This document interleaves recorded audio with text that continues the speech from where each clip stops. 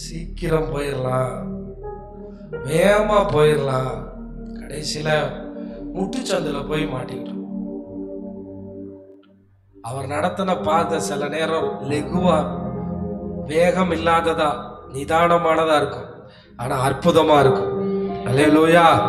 அவர் நடத்துற பாதை நம்ம எதிர்பார்த்தது போல இருக்காம இருக்கலாம், ஆனா அது ஒரு அற்புதமான பாதையா இருக்கும். அந்த பாதையை தான் கண்டுபிடிக்கணும், அந்த பாதைக்காகத்தான் ஜெபிக்கணும் ஒரு நாளும்.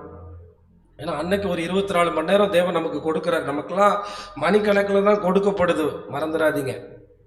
திரும்ப எல்லாம் கிடைக்காது. அது தேவன் நமக்கு தர்ற நாட்களை நம்ம நல்லா சரியா பயன்படுத்தணும். 120 வருஷம் வாழ்ந்த மோசேயே நாட்களை என்னும் அறிவை கேட்டானா, மிக குறைவான காலம் வாழ்கிற நம்ம எப்படி கேட்கணும்? எத்தனை பேர் கேட்குறீங்க, இன்னும் எவ்வளவு பேலன்ஸ் இருக்காண்டவரை? பேலன்ஸ் இருக்குன்னு தெரிஞ்சா தானே சரியா செலவு பண்ண முடியும். அப்ப நாட்களை என்னும் அறிவை தாரும், ஞானம் நிறைந்த இதயத்தை என்ன செய்யும்? தாரும். அப்படின்னு நம்ம என்ன செய்ய வேண்டியது இருக்கு? ஜெபிக்க வேண்டியது இருக்கு. நாட்களை என்னும் அறிவை தாரும், ஞானம் நிறைந்த இதயத்தை என்ன செய்ய எங்களுக்கு தாரும்னு ஜெபிக்கணும். அப்ப நான் ஏன் இதை சொல்றேன்னா, இந்த பரிசுத்த ஆவியானவரை குறித்து நன்கு அறிந்தவர் இயேசு. அவர் பரலோகத்தில் தானே இருந்தார். அந்த வார்த்தை ஆதியிலே இருந்தது, அந்த வார்த்தை மாம்சமாகித்தானே மனிதனாய் வந்தது. அதனால் தான் நான் போக போகிறேன், என் வேலை முடிய போகிறது, பரிசுத்த ஆவியானவர் வரப்போகிறார். நீங்க கொஞ்சம் அந்த பரிசுத்த ஆவியானவரை பெற்றுக்கொள்ளணும். ஆனா சீஷர்கள் கவனிக்கவே இல்லை, அசால்ட்டா இருந்தாங்க.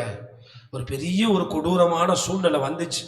ஆனா ஆண்டவருக்கு தெரியும் இந்த சூழ்நிலை வரட்டும், அப்பதான் அவங்களுக்கு புரியும்னு. வாழ்க்கை என்ன செய்யறதுனே தெரியல. ஒரு அறைக்குள்ள 8 பேர் அடைச்சிக்கிட்டு கிடக்குறாங்க, பூட்டப்பட்ட அறைக்குள்ள. இயேசுநாதர் வந்து உயிர் தெழுந்துட்டேன்னு சொன்னாலும் இவங்களுக்கு உயிர் வரல. வந்துச்சா? வரல.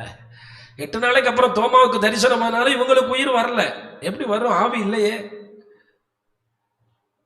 இத்தனைக்கு தோமா தொட்டு வேற பார்த்தாரு, உண்மையே இயேசுதானான்னு சொல்லி கையெல்லாம் விட்டு வேற பார்த்தாரு.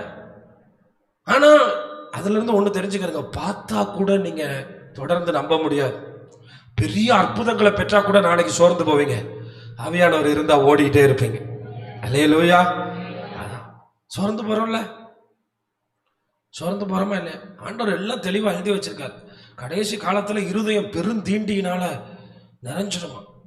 இருதயம் பெருந்தீண்டி ஆயிடுச்சுன்னா அப்புறம் என்ன பண்றது? எதை பார்த்தாலும் வாங்கணும், எதை பார்த்தாலும். அப்ப அவனுக்கு பரலோகத்தை குறித்த நம்பிக்கை இல்லை, லௌகீக கவலை. இந்த லௌகீக கவலை உள்ளவங்க ஜெபிக்க முடியாது, விசுவாசிக்க முடியாது, நம்ப முடியாது.